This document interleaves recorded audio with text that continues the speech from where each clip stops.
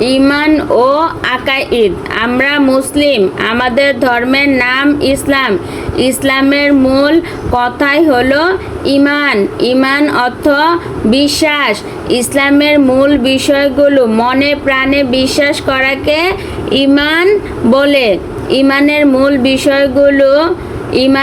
মূল বিষয়গুলো হলো আল্লাহ তাআলা, ফেরেশতাগণ, আসমানি কিতাবসমূহ, নবী রাসূলগণ, আখিরাত ও পরকাল, তাকদীরের ভালো মন্দ ও পুনরুত্থানে বিশ্বাস।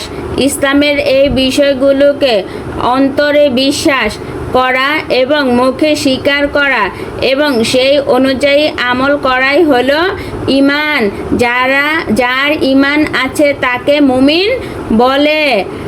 আকিদা অর্থ বিশ্বাস। আকিদা শব্দের বহুবচন আকাইদ, যার অর্থ বিশ্বমালা। ইসলামের মৌলিক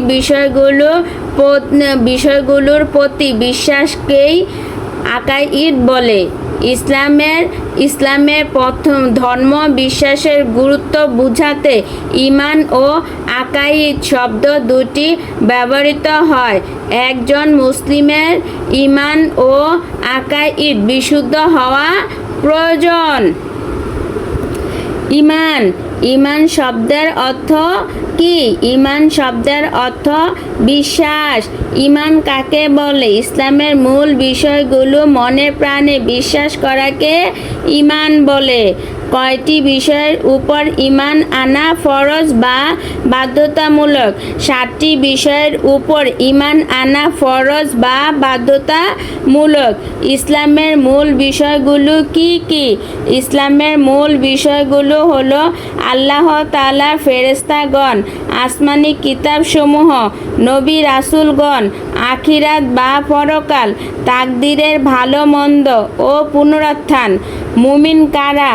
যাদের ঈমান আছে তাদেরকে মুমিন বলা হয়। আকাইদ শব্দের অর্থ কি? আকাইদ শব্দের অর্থ হলো বিশ্বাসমালা। ইসলাম ধর্ম কি? ইসলাম আল্লাহ তাআলার একমাত্র মনোনীত ধর্ম। ইসলাম শব্দের অর্থ কি? ইসলাম শব্দের অর্থ আত্মসমর্পণ করা ও আনুগত্য করা। ইসলাম ধর্মের মূল ঘোষণা বা স্বীকৃতি কি? ইসলাম ধর্মের মূল ঘোষণা বা স্বীকৃতি হলো লা ইলাহা ইল্লাল্লাহু মুহাম্মাদুর রাসূলুল্লাহ। লা ইলাহা ইল্লাল্লাহু মুহাম্মাদুর রাসূলুল্লাহ এর অর্থ কি? আল্লাহ ছাড়া কোনো ইলাহ নেই।